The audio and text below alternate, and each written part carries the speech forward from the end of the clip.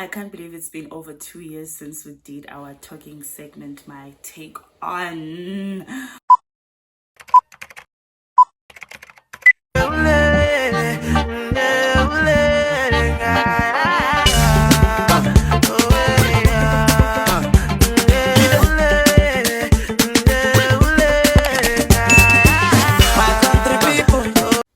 Did I do an intro? I didn't even do an intro. That's how excited I am. Hello my dears, welcome back to my YouTube channel. If you just came across this channel by clicking on this video, hi there, my name is Litali Tumalidi. I am the owner of this channel. I create content around everything that I'm absolutely passionate about. So please kindly click on the subscribe button and become part of my dear friend. Guys, I am so happy to be back with my take on talking segment. So in today's segment, we'll be touching on my take on how oppression has been repackaged as being in your divine feminine energy. And I won't lie, I won't come here and act and say I was never in a chokehold or never fell for the propaganda of feminine energy, like red pill content as a whole. There was a phase, guys, where everywhere it was like alpha male, high value woman, how to be in your feminine energy, how to exude feminine energy, performing for validation for this man that will come into your life and be your hero, like a rich man that will turn you into a rich housewife or just come and save you, make your life better or whatever. But it all comes at a cost of having to be submissive, having to act a certain way or speak a certain way. I woke up from this when I started realizing that actually this is a trap and it's a system. Systems are put in place to control and oppress. You guys must know that once something is repetitive and it's everywhere, that's a propaganda. You guys must always think back to who is in control of media, who makes sure that things are trending and are out there in the algorithm. In addition, you guys, oppression relies on the maintenance of power. Having one group that has or holds power rather over another group of people through racism, sexism, classism. You guys know what I'm talking about. The idea of feminine energy, the idea of being in your divine feminine energy is not bad at all. But I feel like one should define it according to themselves, what they want it to be. Just like how one can detach themselves from societal expectations of how they should live their life, how, when, and where they should be, how they should wear or dress up. I feel like every woman or a girl should be able or have the power to define what they want divine feminine energy to be. And I don't think it's bad at all. What I'm proud of is that I made a video on here 3 years ago and I was speaking about how I want to heal my wounded femininity, and I spoke about how growing up as a firstborn daughter, being parentified has affected me being overly masculine. And I spoke about how both these energies hold almost the same power, and I feel like it's healthy for every human being to have both of them. And I even touched on how the masculine energy traits were helping me and are still helping me now because of where I see myself in life and my path in life, my journey being an entrepreneur. The modern definition, it's all about being docile, being quiet, soft, submissive. And the bait, guys, was the rich man fantasy coming to save you. Because most of the videos that are still on the internet of women, and it's mostly women, it's mostly women that would come on the internet and make videos on how to be feminine so that you can get yourself a rich husband, or how to be feminine so that a certain class of men can find you attractive. So every girl wants a rich. Okay, not every girl, most. And when I say most, I'm including myself. I really want a rich man. If I ever get into a relationship, I will be in a relationship with an extremely rich man, like a man with long money, and I am not joking. So imagine if someone comes on the internet and tells you that this is how you should act in order to bag that rich man. Realize, man, guys, actually we're being groomed and molded into being one specific person. Like there's no individuality. We'll now dive into if the personality traits they were mentioning that one should embody in order to attract this rich man. The one thing that really threw me off and made me realize and took me out of the chokehold that I was in of red pill content is how the personality traits that they were. So this means that I should manipulate my personality. I should manipulate my behavior, my character, like my character traits that make me ulitally for to be digestible to men.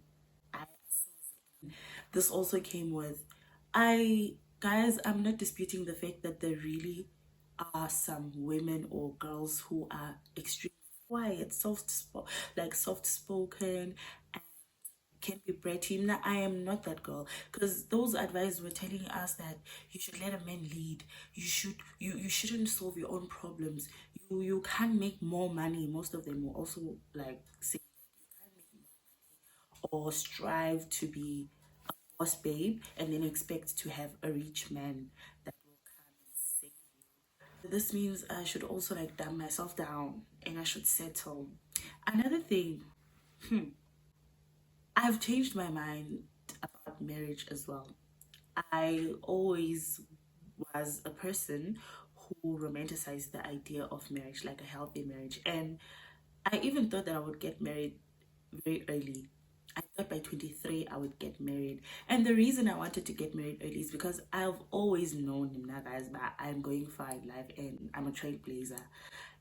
I'm just an icon. Like I'm an icon and I knew that I needed to find my partner early in life.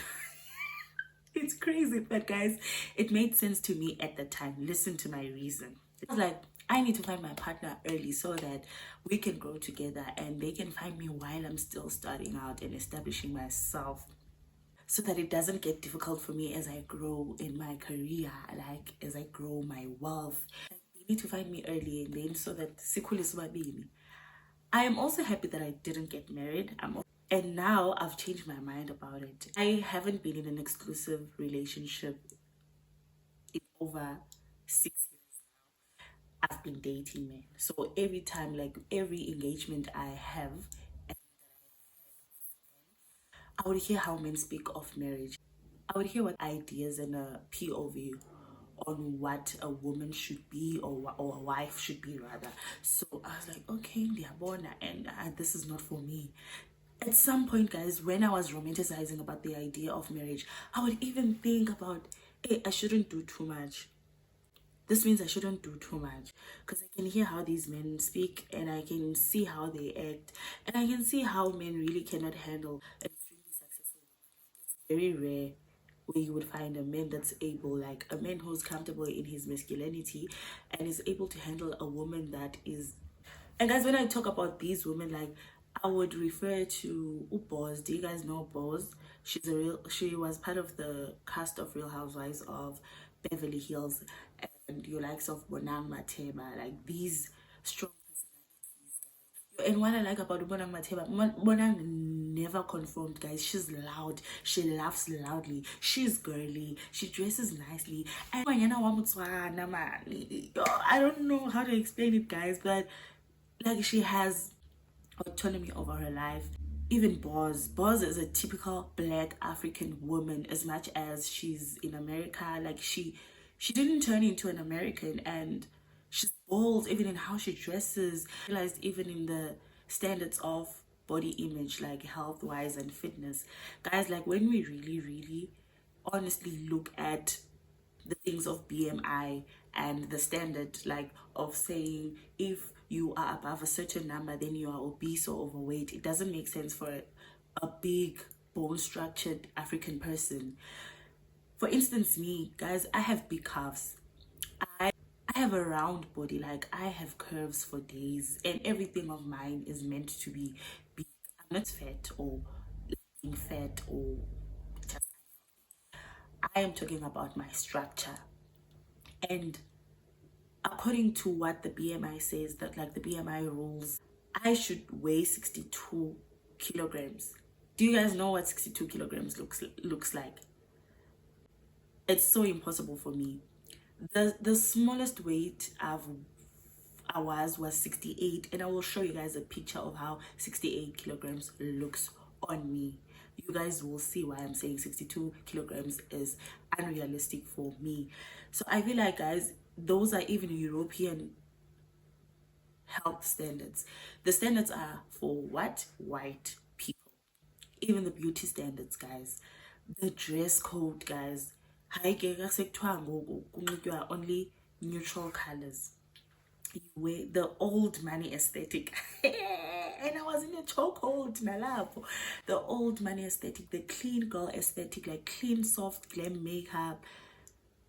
That time you like color, like you want to be colorful. And I love makeup, you guys. I love exploring with makeup and playing around with makeup, even with clothes. So now I was like, that means I can't do any eyeshadow anymore. I can't go all in with blush. What do you mean? Oh, but I'm glad I got myself back. But life is about phases. Life is about phases, and we learn and make mistakes. Hey. It's all a pressure, guys. It was just rebranded.